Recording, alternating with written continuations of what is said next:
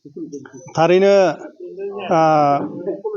बे फैबाय थानाय 25 नभेम्बर 2024 इं खालाराव बड' सिने आर्टिस्ट एस'सिएशना बिथांमोननि बोसोरफ्रोमबो खुंबोनाय बायदि जा 6थि एवार्ड सेरेमनिखौ खुंनो लादों।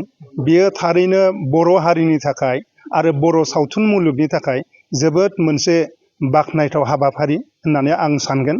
मानोना बे एवार्ड फांसननि जोहैनो दिनै बर' सावथुना बोसोरफ्रोमबो बेबायदि हाबाफारि लानायनि गेजेरजों जोंनि बर' सावथुना गोजौ मानदान्दासिम सिगांलांदों होननानै जों बुंनो हायो। बेराफारसेथिंजाय बर' सावथुन मुलुगाव दिनै गोदान जोलैनि माखासे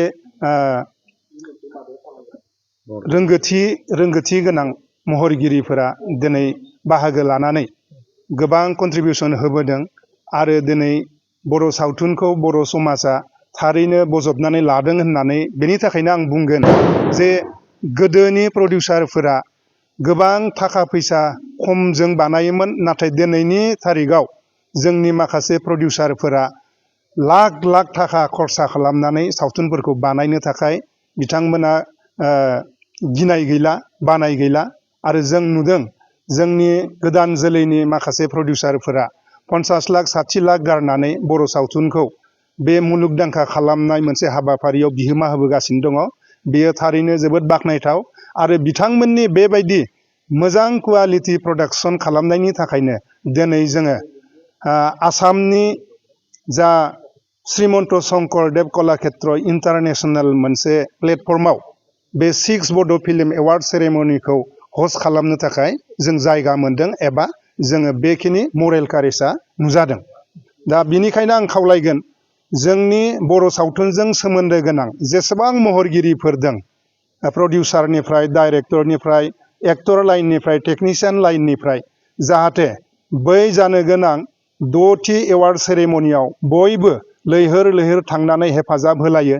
लोगोसेनो बर' सावथुनखौ मोजां मोनग्रा गासै बर' सावथुन अनफावरि रायजो राजाखौबो बै सानखालि थांनानै जोंखौ थुलुंगा होगोन होननानै आरो जोंनि बे खुंनो लानाय 6थि बड' एवार्ड सेरेमनिखौ जाहाथे ग्रेन्ड साक्सेस खालामहैयो, बेनि थाखाय आं आफादनि सासे बिबानगिरि जानानै गुरै खावलायहरनाय जाबाय। बेबायदि एवार्ड नंगौ, बियो जोबोद मोजां मोनसे सोंथि।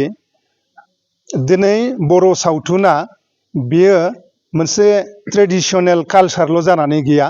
बेयो दिनै ट्रेडिशनेल कालचारनिफ्राय बेयो मोनसे प्रफेशनेल कालचार, प्रफेशनेल प्लेटफर्मसिम दिनै ट्रेन्सफार जालांबाय होननानै जों बुंनो हायो। मानोना गोबां एजुकेटेड, हाइलि एजुकेटेड इयुथफोरा दिनै बेकार अबस्थायाव बांसिन दङ आरो बिथांमोना गावबा गावखौनो नैबे बड' फिल्मनि प्लेटफर्माव फैनानै गावबा गावखौनो दिनै इस्टाब्लिश खालामलांगासिनो दङ।